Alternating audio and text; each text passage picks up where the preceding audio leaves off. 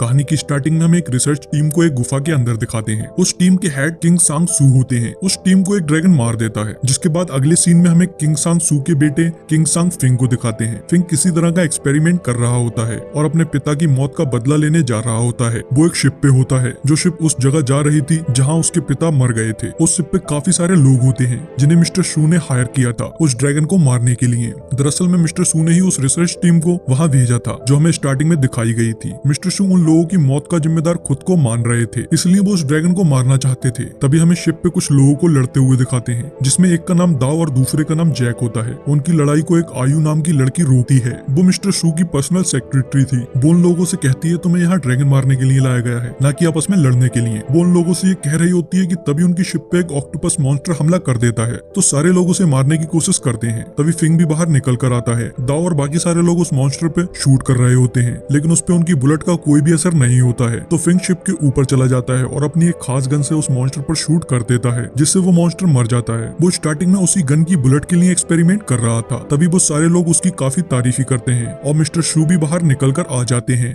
वो सारे लोगों का हौसला बढ़ाते हैं और उसके बाद में वो लोग शिप से उतरने लगते हैं, क्योंकि वो लोग आइलैंड पे पहुंच गए थे। तभी हमें वहाँ एक लड़की को दिखाते हैं जिसका नाम यून होता है। वो कुछ लोगों के बैच को चुरा लेती है, जो कि मिस्टर सू ने उन लोगों को दिए थे जिन्हें वो अपने साथ लाना चाहते थे। और तभी यून फिंग के रूम में चली जाती है और फिंग से कहती है चुप रहना, मुझे कोई बाहर ढूंढ रहा है। तो फिंग उससे कहता है मुझसे दूर रहो, लेकिन इस बीच में यून फिंग का बैच भी चुरा लेती है, जिसके बाद फिंग बाहर जाता है। तो बाहर आयु उन लोगों को मार रही होती है जिनके पास में बैच नहीं होता है। वो फिंग से उसका बैच दिखाने को कहती है, लेकिन उसका बैच तो यून ने चुरा लिया था, इसलिए उसके पास कोई बैच नहीं होता है। तो आयु उसे मारने लगती है, लेकिन मिस्टर सू उसे आकर रोक लेते हैं। वो आयु को बताते हैं ये मेरे दोस्त किंग सांग सू का बेटा है, इसका बैच चेक करने की कोई जरूरत नहीं है। जिसके बाद वो सारे लोग ड्रैगन को मारने के लिए जंगल में जाने लगते हैं, जहाँ आयु उनसे कहती है हमें ब्लैक तालाब के पास जाना है, जहाँ हमें ड्रैगन मिल सकता है। तो वो लोग ब्लैक तालाब की ओर बढ़ जाते हैं, जहाँ थोड़ा आगे बढ़कर वो लोग आराम करते हैं। तो दाव के ऊपर एक स्केलेटन हाथ रख देता है, जिसे देखकर दाव डर जाता है। वो सारे लोग कहने लगते हैं कि ये भूत है, लेकिन फिन उस स्केलेटन को देखकर बताता है ये इंसान यहाँ दफनाया गया था, ये इसका मकबरा है, वो यहीं का रहने वाला होगा। जिसके बाद वो लोग आगे बढ़ जाते हैं, जहाँ आगे जाकर फिंग एक पंजे के निशान को देखकर बताता है ड्रैगन कम से कम 20 मीटर का होगा। और वो वहाँ और भी चीजें चेक करने लगता है। तो उनमें से एक आदमी थोड़ा हटके सूसू करने के लिए जाता है, तो अचानक से उसकी चिल्लाने की आवाज आती है। तो सारे लोग उसके पास जाकर देखते हैं, तो वो बताता है यहाँ ड्रैगन है, लेकिन वो लोग उसकी बात को नहीं मानते हैं। कि तभी फिंग को ड्रैगन की खाल का एक टुकड़ा मिल जाता है और वो उन लोगों को बताता है यहाँ ड्रैगन सच में है। तभी उन्हें पास से कुछ हिलने की आवाज आती है, जहाँ जैक और उसके बॉस रॉजर शूट करने लगते हैं। और रॉजर थोड़ा आगे जाकर शूट करता है कि तभी अचानक से एक पेड़ की रूट उसका पैर पकड़कर खींच लेती है, जिससे वो उस पर शूट कर बचता है। तभी वैसे ही बहुत सारी रूट उन लोगों को आकर पकड़ने लगती हैं। वो उनमें से एक इंसान को पकड़कर ले जा रही होती हैं, तो वो इंसान दाव को पकड़ लेता है, जिससे दाव की पैंट उतरने लगती है। हालांकि बेचारा दाव उसकी पैंट को छोड़ने को कह रहा होता है, लेकिन वो इंसान नहीं छोड़ता है। तभी हमें यून को दिखाते हैं। सिर्फ एक यून ही होती है जिसे रूट नहीं पकड़ रहे थे,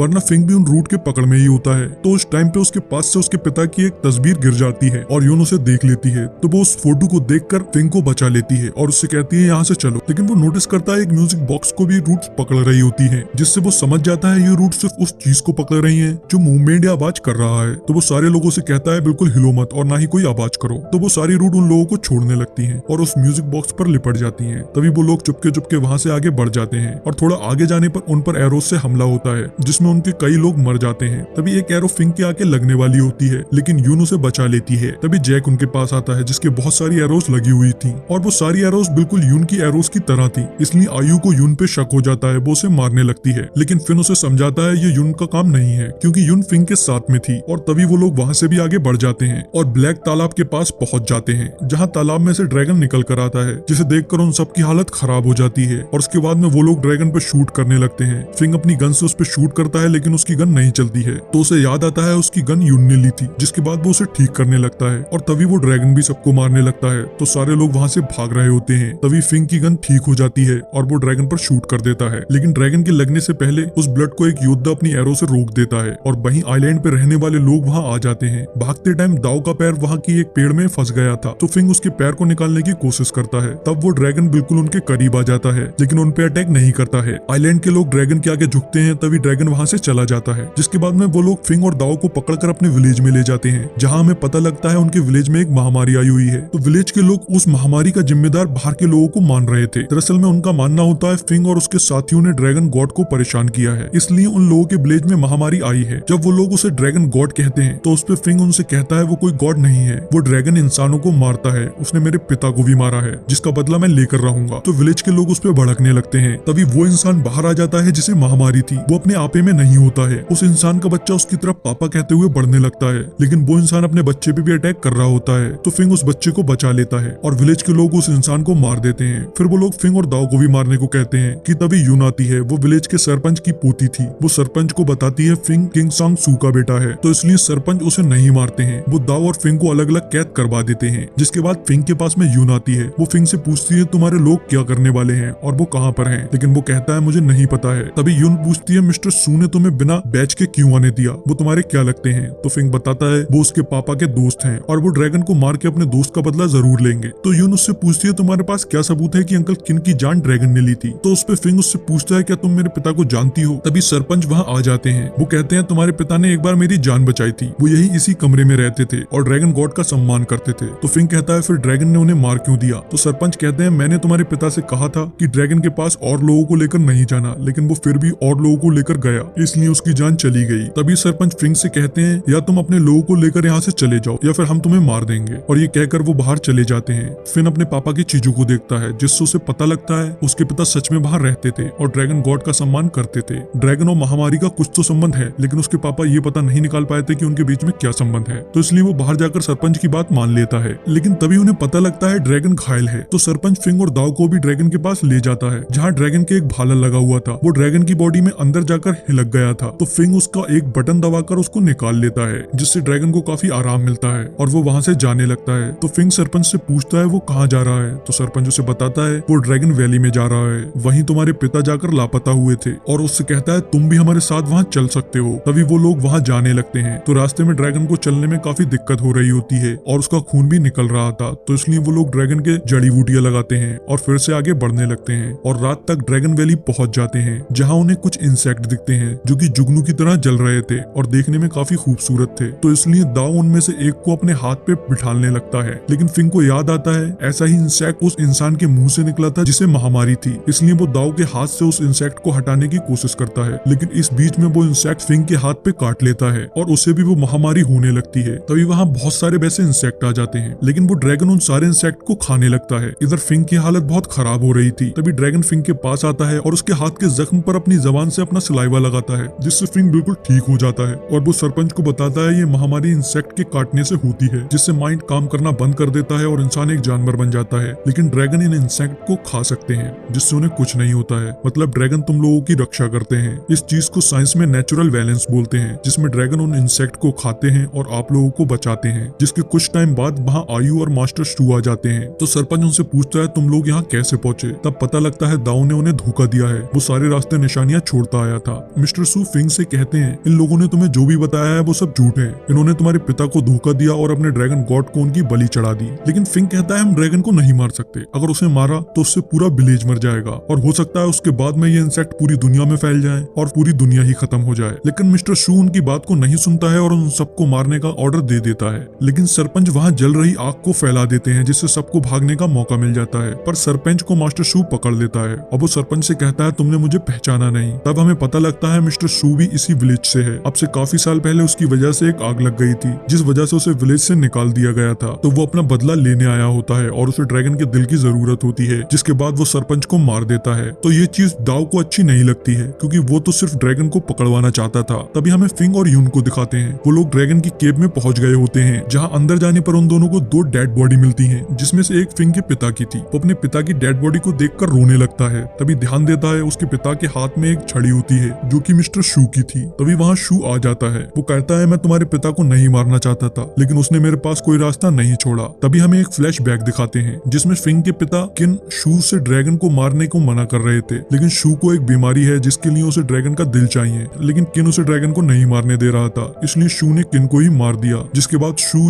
बाद में शू यून और फिंग को वहाँ